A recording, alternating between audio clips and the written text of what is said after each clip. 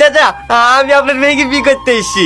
আমার মেয়ে তো ছোট, একটু বড় তোমার সাথেই বিধি দেবো। হ্যাঁ চাচা।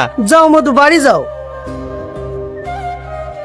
তুই একলা গেলে বিয়ে হবে? সঙ্গে করে বরযাত্রী নিয়ে যেতে হবে, গ্রামের মৌল সাহেবকে ডাকতে হবে, মৌলানাকে ডাকতে হবে, তারপরে তো বিয়ে হবে। তাহলে চল আমরা পালে কি বিয়ে করি কি?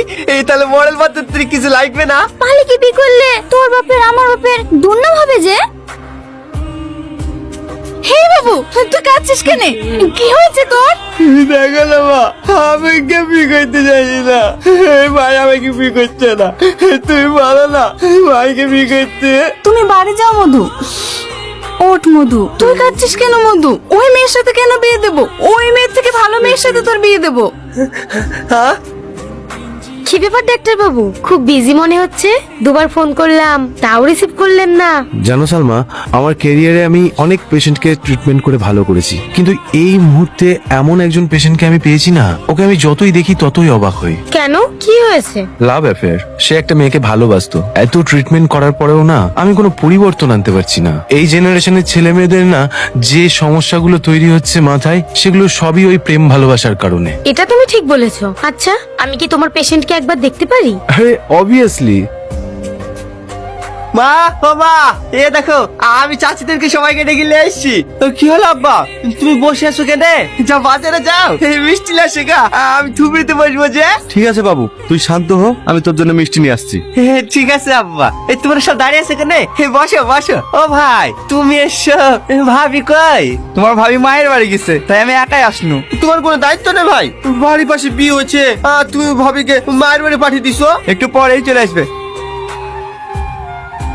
আব্বা, আমি বিয়ে করতে যাবো, এখনো গাড়ি আসেনি যে। তুমি গাড়ি বলোনি? হ্যাঁ বলেছি, আসতে একটু লেট হবে। লেট হবে? তাহলে তো তাড়াতাড়ি তুমি টুকটুকি ভাড়া করো, নাহলে সন্ধ্যা লাগছে মধ্যে আমার বিয়ে হবে না। তুমি তাড়াতাড়ি টুকটুকি ভাড়া করো। ওই দেখ গাড়ি চলে এসছে। এই গাড়ি চলে এসছে, তোমরা সবাই গাড়িতে ওঠো, গাড়িতে ওঠো। টনি, এই দেখো আমি তোমার বিয়ে দেওয়ার জন্য একটা মেয়ে নিয়ে এসেছি। তুমি কেন এখানে এসেছো? আমার ছেলের জীবনটা নষ্ট করে দিয়ে এখন মজা দেখতে এসেছো? এসব আপনি কি বলছেন? আমার ওয়াইফ আপনার ছেলের জীবন নষ্ট করেছে মানে? হ্যাঁ ডাক্তার বাবু, আমার বউ ঠিকই বলেছে। আমাদের কথা যদি বিশ্বাস না করেন তাহলে আপনি আপনার বউকে জিজ্ঞাসা করেন, তাহলে সব উত্তর পেয়ে যাবেন। সে অবশ্যই জিজ্ঞাসা করব, কিন্তু এই মুহূর্তে টনির ট্রিটমেন্টটা আগে করা দরকার। দেখো সালমা, আমাকে কিছু গোপন করার চেষ্টা করবে না। সত্যি সত্যি বলো, টনির সঙ্গে তোমার কি সম্পর্ক ছিল? আজ আমি তোমার কাছে কিচ্ছু লুকাবো না। আজ থেকে 6 বছর আগে আন্টি হা করো, ওষুধটা খাইয়ে দিই।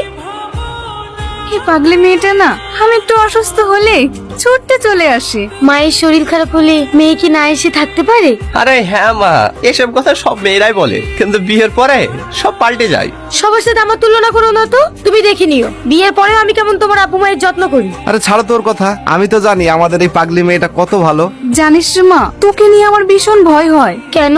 আমি জানি তোরা দুজন দুজনকে খুব ভালোবাসিস, একে অপরকে ছেড়ে থাকতেও পারবি না, কিন্তু তোর আব্বা, উনি যে বিশাল বড় লোক, উনি কি তোদের এই সম্পর্কটা মেনে নেবেন? আমি যা বলবো আমার আব্বা তাই শুনবে। আমি আজই আব্বার সাথে কথা বলবো। ঠিক আছে আন্টি, আজ আমি আসি, আবার কাল আসবো।